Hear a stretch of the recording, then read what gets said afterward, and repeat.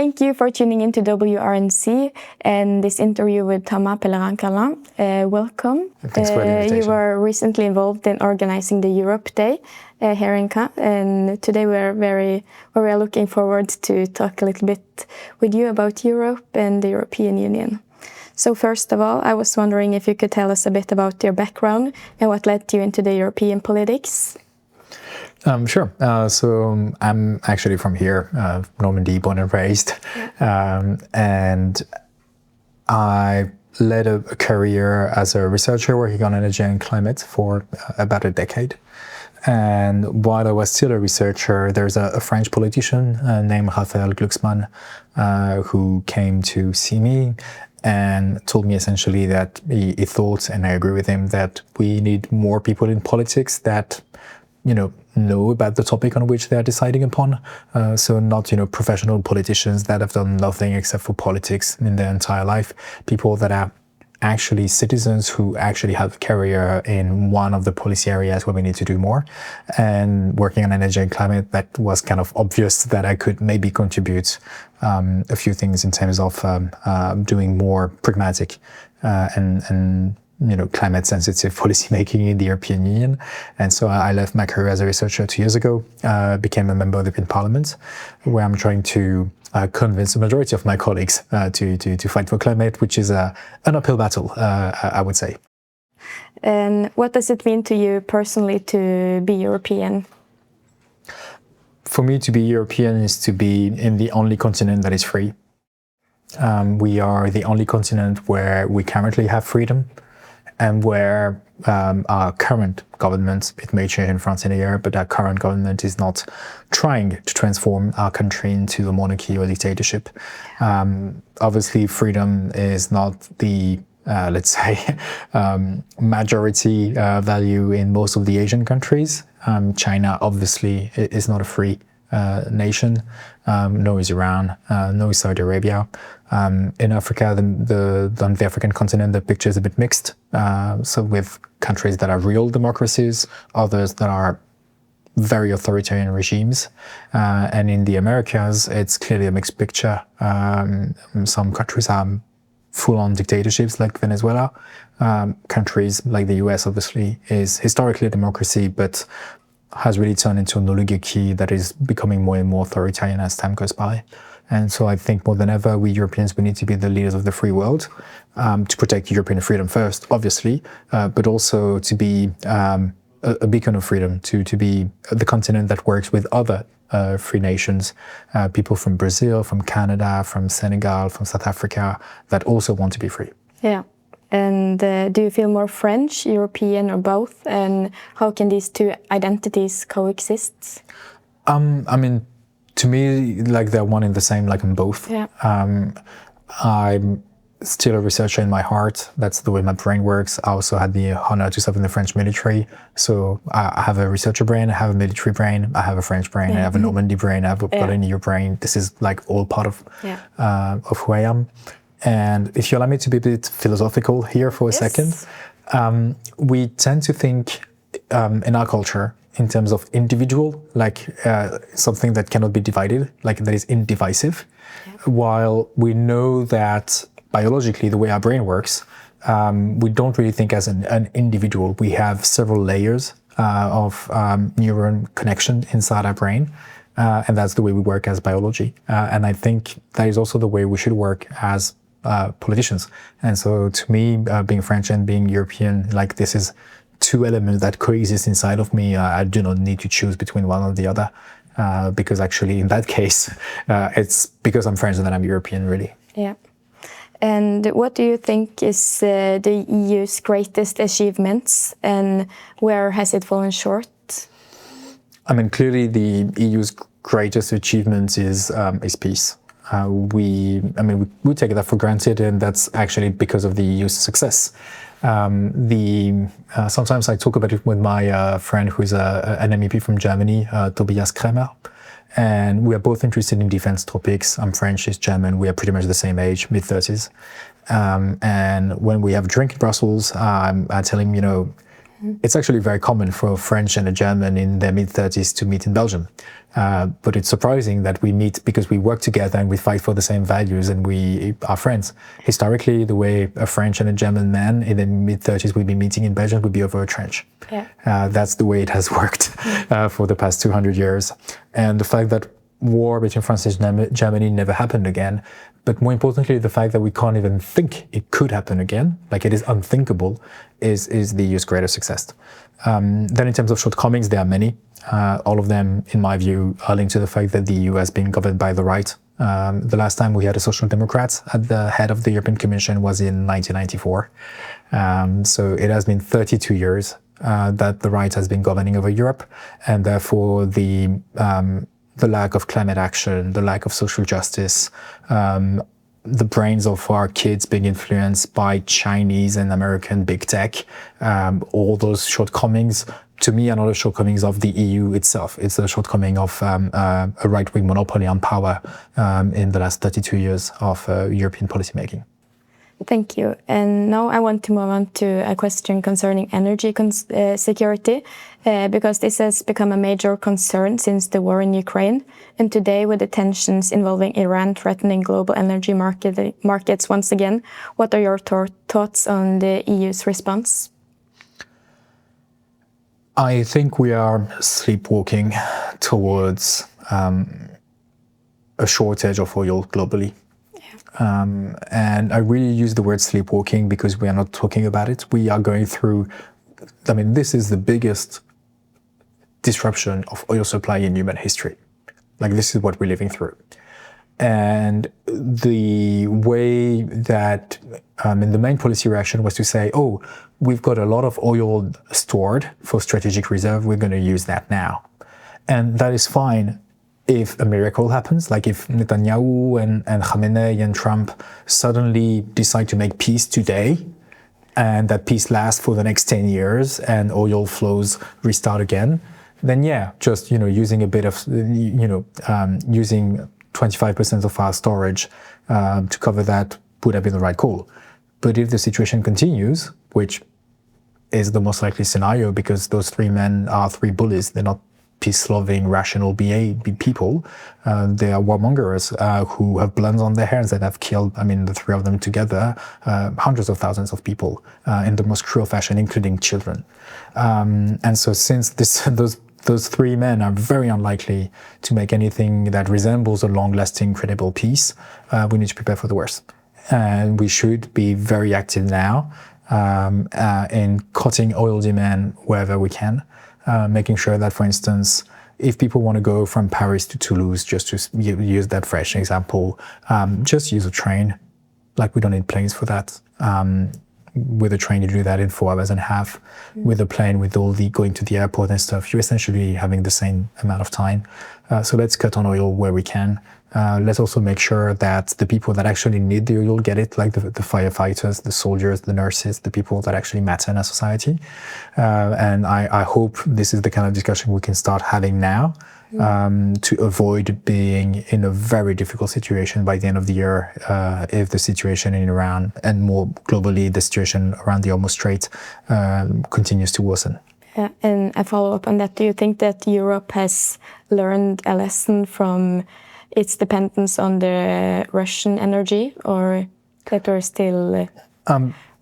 Partially, but the thing is, I think we've learned our lesson on our dependence on Russian gas, while here the problem is more on Middle Eastern oil. Yeah. And gas and oil are used in different manners, and gas in Europe is mostly used to heat stuff, to heat a building, to heat an industrial process, while oil is mostly used to transport stuff. And therefore, let's say we have partially learned that lesson. But to me, the biggest mistakes that we are doing and that we did back in 2021 when the whole Russian gas thing started was optimism bias and denial. Like, it took EU policymakers essentially 9 months to go from the beginning of the crisis to the moment where they really react. And for now, it has been only done 3 months. So let's see. Like, if we start reacting now, then maybe we would have learned our lesson by reacting a bit faster, more by looking at the cold hard facts than just wishing that this will go away somehow by some miracle. Yeah. And there is also a renewed discussion about the future enlargement of the European Union. How can you see the EU evolving in the coming years? Yeah, so a lot of people use that term enlargement, like as if it was, Brussels deciding to enlarge itself to others. I never like that word. I think it's misleading. What happens in real life is that people freely choose to join the European Union. So it's more a joining process, if you want. And so the European Union is a very, very unique political structure in human history. To my knowledge, it is the only political structure when you have a diversity of people under one democratic regime. And people are free to join, they're also free to leave. And that's the example of Brexit. The Brits decided to join, and they joined in 1973. They had a referendum on that, and in 2016 they decided to leave, and they voted and they left. And not a single drop of blood was shed. Which is very bizarre by human history standards. Like, when the US states in the South decided to secede from the US Union in the 19th century, they fought the bloodiest civil war over it. While this obviously did not happen with Brexit. It was just, very long and boring technical discussions on custom union rather than anything that was fought on the battlefield. The big question the big nation that wants to join the European Union is clearly Ukraine. But the first thing we need to do is to make sure that Ukraine achieves victory. And so I think we've been doing too little. As we speak now, in May of 2026, we are still buying Russian oil and Russian gas. And so therefore we are still, as European companies buying that gas and that oil are still giving more than €1 billion per month to Putin to fund this war. I think this is unacceptable and should be stopped, honestly. So first we need Ukraine to win. We need to support Ukraine, and we need to also weaken Russia economically, and that comes back to clean energy. How do we make sure that the world relies less on Russian oil and gas and more on European clean energy? And then at the end of the day, I'm very hopeful that Ukraine will join. It will be a big change for Ukraine, but going there every year, I can tell you that the Ukrainians are ready for it, and I cannot think of any other nation that showed its commitment to Europe more than the Ukrainians. Like they fought several revolutions, and they've been fighting a war since 2014, so for 12 years, for that, because they understand that the only way for Europeans to be free is to be inside the European Union. That's the best way to secure freedom, and therefore they know that if you are a true Ukrainian patriot, you want Ukraine to be part of Europe. And I get that because I'm a true French patriot, and I know that the best way to defend your French freedom is to be part and to be an active member of the European Union. Yeah. And for instance, Ukraine or other countries like Switzerland or Norway, where there are rising debates about maybe become a member state of the European Union. If they would become a member state, how can the EU continue to expand while also remaining politically united and strategically strong in an increasingly unstable world? There are two dimensions to that question. One is political and one is more institutional. Let me start on the institutional side. We have crappy institutions now. Our treaties are outdated, and the worst thing ever is giving power to the Council deciding on unanimity. So what does it mean? It means, for instance, on taxation, for instance, on foreign policy, we need 27 ministers to agree on something unanimously. And that, clearly fails to work on many, many, many topics, which is normal. Like just try to get 27 people to agree on one thing, that, whatever the thing. Yeah. Astrology, food for lunch, whatever, that is complex enough. So we need majority rule, clearly. And we also need more power for the European Parliament, because the European Parliament is the most democratic institution in Europe, and we can get things done. Then there is more a political level, and the European centre-right has been moving to the far right. We see that in France, we see that in Italy, we see that in Spain. For now, not in Germany, not in Portugal, not in Ireland. Like, it depends clearly on the places. But clearly, the more the right moves towards the far right, the more polarized our debate becomes. And I think we should agree on a couple of things. There is a coalition to rule Europe and to have a unity in Europe if we agree on a few basic points. Science is real. You know, we need to make sure that we get the facts straight and that we agree on the facts. You know, climate change is there. We need to fight it. So science is real. Second thing, democracy is good, and so is freedom. Third thing, Putin and Trump are bad. Like if we agree on those three things, and there's a vast majority of members of the parliament that do agree on those three things, then we have, you know, let's say the ground floor on which we can build a European building. Currently, this is a bit challenged. I'm not sure, for instance, that everybody in the right believes that Trump is bad, and that's something that worries me deeply. Europe is facing war on its continent right now, and with rising geopolitical tensions and economic uncertainty. How would you characterize the EU's position in the world today? The main weakness of the European Union has to do with the way we perceive ourselves. We have everything to be the leaders of the free world. We have the economy, we have all the material strength. For some reason, we don't have the moral strength for now. And it has to do with a lot of things, including the story we tell ourselves about the way the European Union, how it was created, and etc. And to me, that is the biggest weakness that we have. There is that French philosopher from the 16th century called Etienne de la Boétie, and he wrote a sentence that I'm translating from French here, but it says that the tyrants, so he was talking about the kings at the time, look tall because we are on our knees. And I like this sentence because it means that what we need to do is just to rise up. And the moment where we Europeans decide that no, we're going to be a great power in the world, we have the money for that, we have the intelligence for that, and we will be united enough to be a great power in the world, but we're going to be a great power in a very specific way. We refuse imperialism. We know what it is. We committed imperialism. That's the French and the German version. Or we suffered through imperialism. That's the Finnish and the Irish and the Polish version. And we want a post-colonial world that is based on the rule of law. And we're going to build that without Trump, without Putin, without Xi, without Khamenei, without Netanyahu, because they are against peace and they are against the rule-based international order. But we're going to build that with the Canadians, the Australians, the Japanese, the Indians, the South Africans, the Senegalese, the Brazilians, all those people that also believe in this. And so, therefore, we would have, the Chinese bloc, the US imperialist bloc, and we can be that kind of third way. But that third way is like the European Union and the entire rest of the world, yeah. Which at the end of the day is a majority of the economy, a majority of the people. And I think that is what we should do. Concretely, that means fighting for those values in the here and now. That means, giving weapons to the Ukrainians so they can fight for freedom.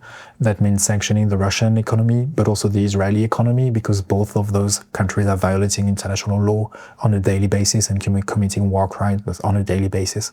And we need to have that action now to show that being the leader of the free world is not only a speech, it is something that leads to concrete action to fight for freedom in the here and now, and supporting both the Palestinians and the Ukrainians, but also the many other peoples that are currently fighting for their own freedoms. You've already mentioned your Ukrainian security, but how can the EU contribute to security of France and other member states as well? The EU is already, historically the biggest threat to French freedom and French security was Germany. So the European Union was the way to achieve what the scholar Gates Minassian calls a political victory. The only war that France and Germany actually won in the end was the creation of the European Union, because by creating the European Union, we stopped the need for the French and the Germans to wage war. So the European Union has already delivered. I'm probably the first man in my family who was not drafted to go to war. In terms of generation, people from my dad's generation were drafted to fight the Algeria war. My grandpa did fight in World War II. My great-grandpa fought in World War I, and that is already a massive achievement. The question now is more what France can do to protect that European security, and clearly that is supporting Ukraine until we reach victory. Because the war that Putin started is not a war against Ukraine specifically, it's a war against European freedom. And they're really clear about that.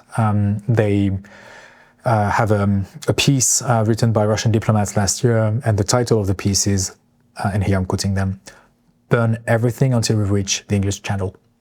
And as someone in Normandy, I feel kind of concerned by this, but that's their vision. That the Russian regime is in a war economy, has been in a war economy for a couple of years now, and their political project is war. War for them is not a means towards an end; it is an end in itself. And the only way we stop them is by making sure that Ukraine wins now. And do you see a future for a more integrated European defense policy? Yeah, I mean, we're already doing it. The most important thing is to produce the weapons we need now. And so we need to produce, more shells, more drones, more missiles. We need to produce them now, first and foremost, to give them to Ukraine. And we also need to conceive and build them with the Ukrainians, because the best army in the world now is Ukraine. And the second best army in the world is Russia. Why? Just simply because what makes an army strong, first and foremost, is it's not technology. Like if technology was winning wars, Hitler would have won. I mean, they had better technology than the Allies back then. What allows you to win a war is understanding the way you need to fight a war, is what in the military we call the doctrine. Yeah. And the only way to know how to fight a war is to actually fight it. And so the best one are the Ukrainians for now. And so that's why we need to learn from them. We have very few things to teach the Ukrainians now. They have a lot of things to teach us, including which type of military industry we need to defend freedom. And moving on to Normandy, I was wondering if you can give us some concrete examples of how European policy affects the daily life in Normandy. Oh, well, so many. Maybe one thing that is quite critical and that is under threat now with the new far-right alliance that can have a majority in parliament, it's the protection of water. Many people think that Normandy has a lot of water. It's actually not that true. We have regular drought and water scarcity in the southwest of the Calvados, so around Vire. For instance, and on top of that, we increasingly have a pollution of water. So, for instance, there is, if you drink the water of Caen, it is currently slightly polluted by, sorry, I don't know the word in English, metabolite de chlorothalonil, which is a pesticide that was used on beetroot cultivation. And even if the pesticide has been banned, it's still in the soil. And the EU has been very active on research first, making sure that we know what is the impact of different pesticides, how long they last, what's the impact of human health, also on biodiversity. And there's been a lot of EU action through the Water Framework Directive in order to push member states, including France, to take better care of the water. And you don't need to have a PhD to know that water is essential to human life. And obviously what we drink has a direct impact on our health. And honestly, the European Union so far has been better than the French government at protecting the quality of the water for the people, because in a way that is actually a bit surprising, historically the European Union has cared more about water quality than about the special interest of that specific polluting lobby group that unfortunately has been very influential in Paris over the last few years, as we saw with the Loi du Plomb in France, that is now allowing to pollute much more the water that we have than it was in the situation a couple of years ago only. And to end this interview, I was wondering if you are able to name the monuments in the world local on this poster. So the first one is an American thingy on the L, Colville, I think. Yes, that's right. The second one, it's hard for me to see what it is. The third one is the Abbey. Yes. Fourth one is the Tapisserie de Bayeux. And the last one is some castle somewhere, but I don't recall where it is. That must be the Fort Chabot or something? Tayo Island. Okay. And this is the Mont Saint-Michel. Okay. Oh, I wasn't sure because of there is a roof over there of the house. It's hard to see. Yeah. Like that part really looks like the part to the left really looks like the Mont Saint-Michel. But I was like, why is there like the roof of a home there? And like the Mont Saint-Michel is surrounded by sand. But you almost had every one of them. Yeah, I missed the most obvious one, which is the Mont Saint-Michel. So. Okay, but thank you for the interview. Thanks. It was very interesting to have this conversation with you. Thank you very much. Thank you for listening to this interview. You can find it in podcast format on WRNC.eu and on YouTube.